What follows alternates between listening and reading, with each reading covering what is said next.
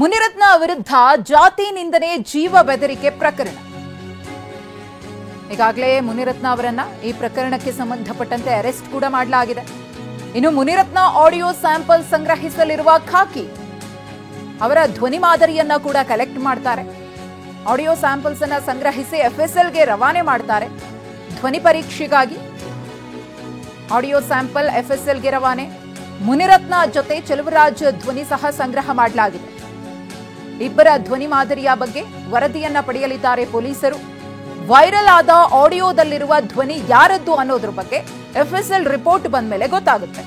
ಇಬ್ಬರ ಧ್ವನಿ ಮತ್ತು ಆಡಿಯೋ ಜೊತೆಗೆ ಹೋಲಿಕೆ ಮಾಡಿ ಧ್ವನಿ ಪರೀಕ್ಷೆಯ ಬಳಿಕ ವರದಿಯನ್ನ ಎಫ್ಎಸ್ಎಲ್ ತಜ್ಞರು ಕೊಡಲಿದ್ದಾರೆ.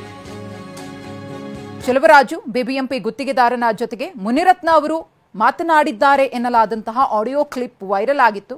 ಆ ಆಡಿಯೋ ಹಾಗೆಯೇ ಆ ಒಂದು ಆಡಿಯೋ ಸಂಭಾಷಣೆಯಲ್ಲಿ ಚೆಲುವರಾಜು ಕೂಡ ಮಾತನಾಡಿದ್ದಾರೆ.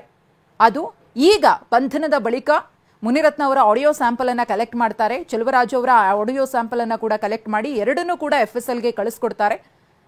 ಈ ಇಬ್ಬರ ಧ್ವನಿಯನ್ನ ಹೋಲಿಕೆ ಮಾಡ್ತಾರೆ. ಹೋಲಿಕೆ ಮಾಡಿದ ನಂತರದಲ್ಲಿ ರಿಪೋರ್ಟ್ ಕೈ ಸೇರುತ್ತಲ್ಲ, ಅದು ಮುನಿರತ್ನ ಅವರ ಭವಿಷ್ಯವನ್ನ ನಿರ್ಧರಿಸುತ್ತೆ ಅಂದ್ರೆ ನಿಜಕ್ಕೂ ಕೂಡ ತಪ್ಪಾಗ್ಲಿಕ್ಕಿಲ್ಲ.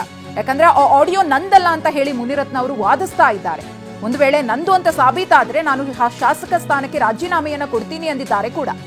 ಇನ್ನು ಶಾಸಕ ಮುನಿರತ್ನ ವಿರುದ್ಧ ಮತ್ತೊಂದು ದೂರು ಮೈಸೂರಿನ ಟಿ ನರಸೀಪುರ ಠಾಣೆಯಲ್ಲಿ. ದಲಿತ ಸಮುದಾಯದ ಮುಖಂಡರಿಂದ ದೂರು ದಾಖಲು. ದಲಿತ ಸಮುದಾಯದ ಬಗ್ಗೆ ಕೀಳಾಗಿ ಮಾತನಾಡಿದ್ದಾರೆ ಮುನಿರತ್ನ ಅನ್ನೋ ಕಾರಣಕ್ಕೆ ಇವರ ವಿರುದ್ಧ ಕಾನೂನು ಕ್ರಮ ಜರುಗಿಸಬೇಕು ಅಂತ ಹೇಳಿ ಪತ್ರದ ಮೂಲಕ ಮನವಿಯನ್ನ ಮುಖಂಡರು ಮಾಡಿಕೊಂಡಿದ್ದಾರೆ. ಮುಖಂಡರು ಕೊಟ್ಟಿರುವಂತಹ ದೂರಿನ ಪ್ರತಿ ಮೈಸೂರಿನ ಟಿ ನರಸೀಪುರ ಠಾಣೆಗೆ ಕಂಪ್ಲೇಂಟ್ ಹೋಗಿದೆ. ಕೊಲೆ ಬೆದರಿಕೆ ಹಾಗೆಯೇ ಜಾತಿ ನಿಂದನೆ, ಅವಾಚ್ಯವಾಗಿ ಅಸಭ್ಯವಾಗಿ ಮಾತನಾಡಿರೋದು, ಮಹಿಳೆಯರಿಗೆ ಅವಮಾನವನ್ನ ಮಾಡಿರೋದು, ಇದೆಲ್ಲವೂ ಕೂಡ ಮುನಿರತ್ನ ಅವರ ಕೊರಳನ್ನ ಸುತ್ತಕೊಳ್ತಾ ಇದೆ.